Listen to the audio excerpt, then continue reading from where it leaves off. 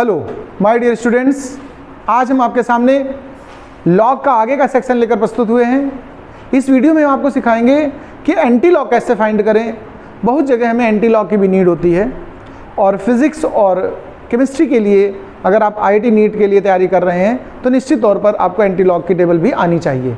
हम लोग को टेबल प्रोवाइड की जाती है कंपटीशन में, अगर कभी नीड है तो आप अगर मांगेंगे एग्जामिनेशन में तो आपको टेबल मिलेगी और आप उस टेबल की हेल्प से वैल्यू फाइंड करके कोई न्यूमेरिकल प्रॉब्लम है तो सॉल्व कर सकते हैं। तो चलिए एंटी लॉग निकालना सीखते हैं। तरीका समझिएगा, लॉग से थोड़ा उल्टा प्रोसेस है इसका। जैसे हम कोई नंबर ले लेते हैं एग्जाम्पल के तौर पे, एंटी लॉग लिखा होगा उसमें आगे, एंटी लॉग। ध्यान रखिएगा इसमें जो नंबर्स दिए होते हैं, जैसे अभी जो लॉग की वैल्यूज आ रही थी, जैसे 3 पॉइंट समथिंग आया, सपोज करो 4, 4, 7 कुछ भी, ऐसा ही तो लॉग अभी निकाल रहे थे हम लोग। हमेशा आगे हम लोग 3 लिखते थे, 2 लिखते थे, ऐसे लिखते थे। तो ऐसा कोई नंबर होगा उसका एंटी लॉग करना है, मतलब वापस हमें ओरिजिनल नंबर पे जाना है। तो इसका तरीका क्या है ये भी समझना जरा ध्यान से। पैटर्न उसी स्टाइल से मैच होगा काफ़ी हद तक। तो इसमें हम देखेंगे 4, 7 यानी 47, और वो भी पॉइंट के बाद। कितने के बाद? पॉइंट के बाद। अच्छा, हमारी इस टेबल में 47 नहीं ओपन है तो हम इसको थोड़ा नंबर को बदल ले रहे हैं। हम ऐसा नंबर चूज कर रहे हैं जो इसके अंदर आ जाए। जैसे हम 39 से स्टार्ट कर लेते हैं इस नंबर को, ठीक है, 3951 जैसे कुछ भी ले लिया। हमें पैटर्न सीखना है, राइट। तो देखिए तरीका क्या होता है, पहले वाले से कोई मतलब नहीं हमारा, जो डेसिमल से बिफोर लिखा है उससे कोई मतलब नहीं। हमारा मतलब किससे है? लास्ट के जो डेसिमल के बाद के 2 डिजिट है उनसे। तो जो डेसिमल के बाद के 2 डिजिट है वो हमें रो फाइंड करने के लिए मदद करेंगे। ये जो रो गिवन होती है एंटी लॉग में, ध्यान रखना सब डेसिमल में होती है। किसमें होती है? देखो सबके आगे डॉट लगा है, देखो। तो डेसिमल में हम 39 के सामने पहले पहुंचे तो रो मिल गया। अब कॉलम कौन से कहां से मिलेगा? 5 से।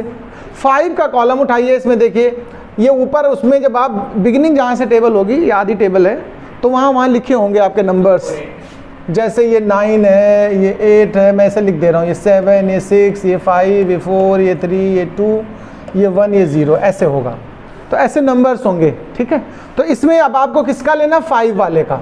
5 के सामने चले आइए आप धीरे धीरे।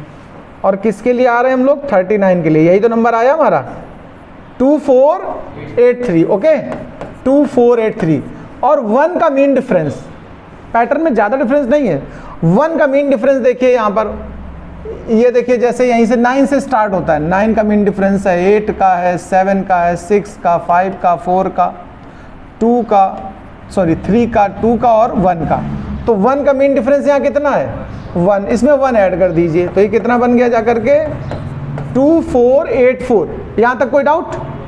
अब इसका काम शुरू होगा। उससे उल्टे प्रोसीजर है यहाँ पर। वहाँ पर याद करो टोटल नंबर काउंट करते थे, जितने डिजिट थे आगे जब लॉग निकालते थे, और फिर एक कम करके वो जैसे 4 डिजिट होते थे तो 1 कम कर दिया और 3 लगा दिया, 3 डॉट। यहाँ इसका उल्टा कॉन्सेप्ट है। यहाँ 3 लिखा है ना, तो 3 में आप एक 1 ऐड करिए तो क्या हो गया? 4।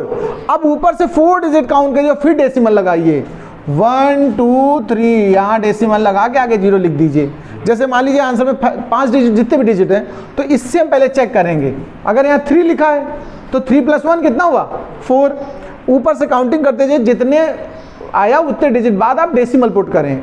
जैसे यही एग्जाम्पल में ऐसी से मैं एक चीज़ समझा देता हूँ। जैसे यहाँ लिखा होता 2 पॉइंट समथिंग, ये क्वेश्चन 2 से होता, तो 2 में 1 ऐड करते तो क्या आता? 3, यानी 1 2 3 डिजिट काउंट करते ऐसे, और यहाँ पर डेसिमल लग जाता। ये नंबर्स ऐसे फाइंड होते। नहीं समझ में आया क्या एंटी लॉग का? एक और क्वेश्चन सिखा देना चाहता हूँ, ठीक है।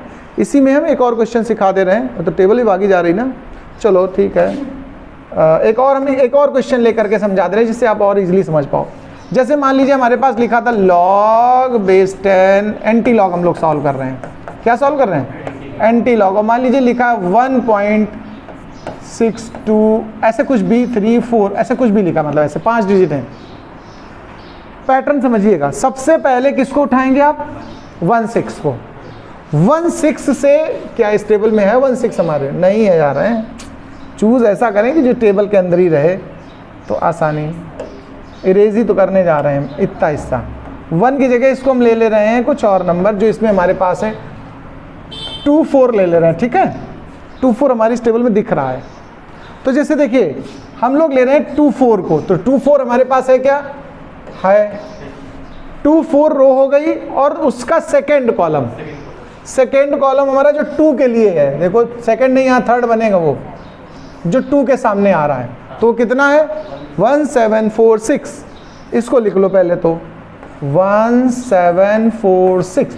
और 3 और 1 दोनों का मीन डिफरेंस देखना है तुम्हें, 5 डिजिट है ना यहाँ पर, 3 और 1 का मीन डिफरेंस देखो, 1 का इस सामने क्या है 0 और 3 का 1।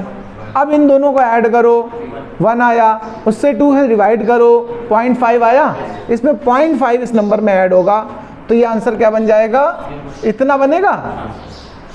अब इसके आगे नंबर पे देखो क्या लिखा है, 1 लिखा है ना, 1 में 1 ऐड करो तो कितना हुआ 2, इसका मतलब ऊपर से 2 डिजिट काउंट करके डेसिमल को यूज करना है, तो 17.465, अब वहाँ का डेसिमल यहाँ आ जाएगा। ये इसका एंटीलॉग की वैल्यू है।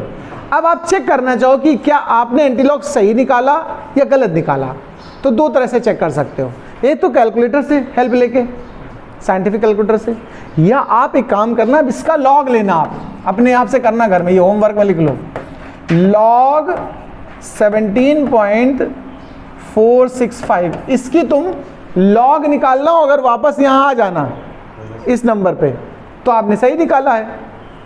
देखो यहाँ से दिख भी रहा, वैसे यहाँ 1 पॉइंट लिखा है ना, तो यहाँ डेसिमल से पहले कितने डिजिट हैं, 2 है कि नहीं, जब लॉग लोगे तो 2 - 1 करोगे तो 1 आएगा, देखो 1 पॉइंट हो जाएगा।